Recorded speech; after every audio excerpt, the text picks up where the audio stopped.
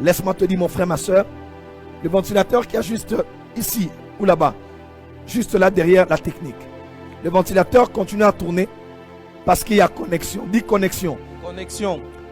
Mais lorsque quelqu'un de la technique vient vers le ventilateur qui est en train de tourner parce qu'il est connecté et allumé et déconnecte le ventilateur ne va pas stopper au même moment. Il va continuer encore à tourner et à aller lentement, lentement jusqu'à s'arrêter totalement.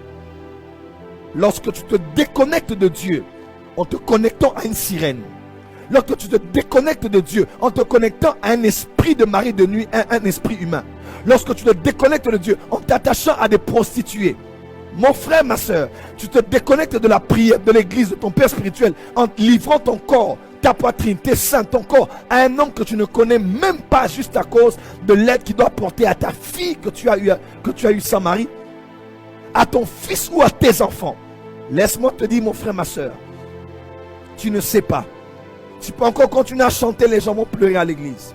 Prêcher, les gens vont tomber sous l'onction. Prophétiser, les gens vont dire Amen. Mais sans le savoir, ça va continuer à tourner. Et le fait que ça tourne, malgré que c'est déconnecté, ne doit pas te pousser à croire que tu es toujours connecté. Le fait que tu pêches et tu continues à prophétiser ne doit pas te pousser à croire que tu es toujours connecté. Laisse-moi te dire, la manifestation des dons ou des talents ne sont pas la garantie que tu es connecté encore à Dieu. Amen. Oh, tu n'as pas dit Amen. Amen. Donne-moi l'amen bien que je t'entends. Amen. Tu n'as pas dit Amen. Amen. La manifestation des miracles, des dons et des grâces au travers de toi ne sont pas la garantie que tu iras au ciel. Ne sont pas la garantie que tu es connecté. Ne diront-ils pas en ce jour-là, n'avons-nous pas prêché, prophétisé, opéré des miracles? Il dira, éloignez-vous de moi, vous tous qui êtes serviteurs d'iniquité. Parce que les dons n'ont pas de problème. Mais Moïse peut désobéir littéralement à Dieu. Dieu dit, par le rocher, il se fâche, impulsif, de la famille de Lévi. Bègue, fâché.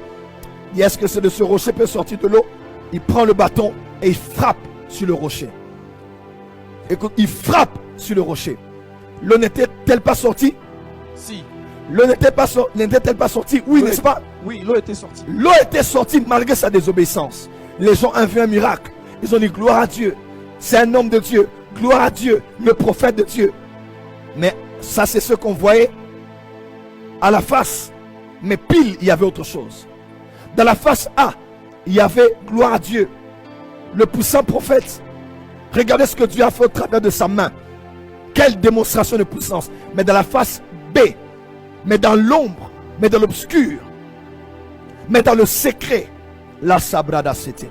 Mais dans le secret, Dieu était déconnecté à lui. Et il a dit, tu te tais, tu ne vas plus y entrer. Voilà pourquoi mon frère, ma soeur, ne joue pas avec la sexualité. Tu peux continuer à servir Dieu. Continuer à avoir même une promotion. Continuer même à avoir de l'argent. Mais que ça ne puisse pas te voiler la face et t'aveugler et te tromper. Tu sais pourquoi? Parce que la grâce est trompeuse et la beauté est vaine. Mais seule la femme qui craint l'Éternel est celle qui sera louée. Quelqu'un dit Amen très fort. Amen.